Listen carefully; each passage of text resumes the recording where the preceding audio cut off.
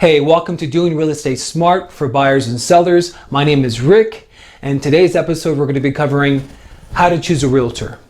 Now, when it comes down to choosing a realtor, there are a lot of factors that you need to consider. It really kind of depends on what area of real estate you're looking into, whether it's commercial, residential, farm, leasing. So when it comes down to that, yes, you're going to want to take into consideration experience, knowledge, and other technical qualities that you're going to want your realtor to have. But in this episode, when it comes down to choosing a realtor, we're going to be covering more of a general way of choosing a realtor. Specifically, we're going to be covering characteristics and qualities you want your realtor to have when it comes down to choosing one. So I'm a realtor myself here in Colorado Springs. In Colorado Springs alone, we have close to 5,000 realtors. So we have a lot of variety and a lot of choice here. Now, it can be very challenging for new clients to choose a realtor because one, there may be new home buyers, or two, they're kind of overwhelmed with all the choices they have. So I want to kind of simplify it for them when it comes down to choosing a realtor. I have three qualities here that I put on the board. The first quality is connection and like. Now this one's actually pretty simple. Do you like this person? Right here, you're just kind of like focusing more on how you connect with them at a personal level, not so much at a professional level. The reason this one's very important is because real estate transactions can take a very long time, depending on obviously what area of real estate, whether it's commercial, residential, or if you're a home buyer that's looking for the perfect home, that can literally take months and months and months, which means you're going to be spending a lot of time with your realtor. So you want to ensure that you, as a person at a personal level, can connect with your realtor, and you actually like your realtor, and you don't mind spending all that time with your realtor. So this is the first one here. This is also the easiest one. Usually within the first few minutes, you know whether you like somebody or don't like somebody. So obviously, if you initially have a good connection with the realtor you're talking to, go ahead and give them a chance and see if they can really deliver what it is that you need when it comes down to real estate. The second part here is educating and explaining. So your realtor should be explaining and going over all the contracts and disclosures and the procedures when it comes down to the real estate transaction. And they should be doing this automatically, taking the initiative to do these things. If you find yourself asking your realtor to go ahead and explain what these things are before you actually sign them, then that should bring up a red flag, meaning that you should probably look for another realtor.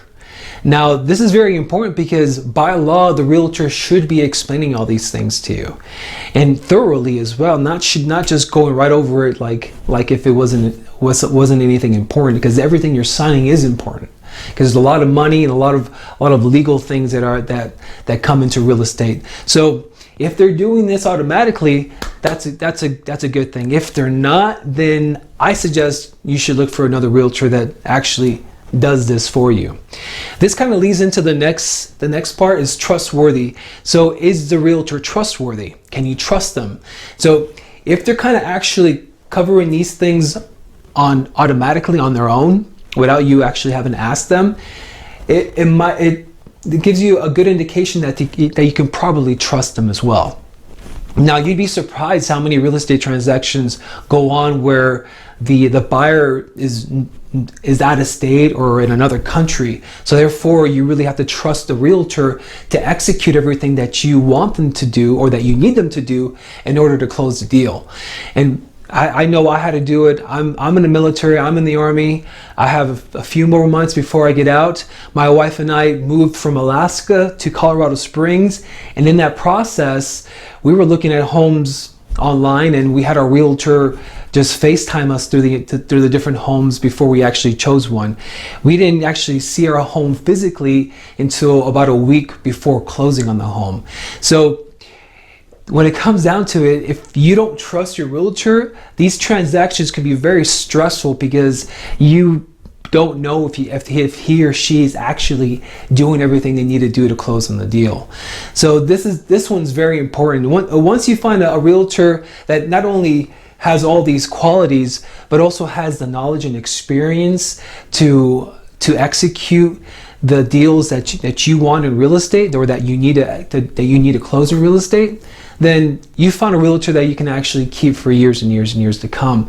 You'd be surprised how many real estate transactions you probably execute in your lifetime. So these qualities, again, are very simple. Make sure you have a nice connection with your realtor. Make sure your realtor is taking the initiative in explaining things to you, and make sure you have this sense of trustworthiness with your realtor. This is the best way to choose a realtor, in my opinion, outside of any technical qualities you want them to possess. So this is Doing Real Estate Smart. It's a channel here on YouTube that I've started. It's designed mostly to educate common buyers and common sellers in the market about real estate topics such as contracts, the duties that realtors have to their clients, and so many other topics. If you like this video, go ahead and hit the like button. If you want notifications of future videos, I'll be coming out with videos at least once a week. Go ahead and hit the notification button. And if you want to leave any comments or have any questions, feel free to do that as well. I'll answer any questions you may have as quickly as I possibly can. Thank you for tuning in, and I'll see you next time.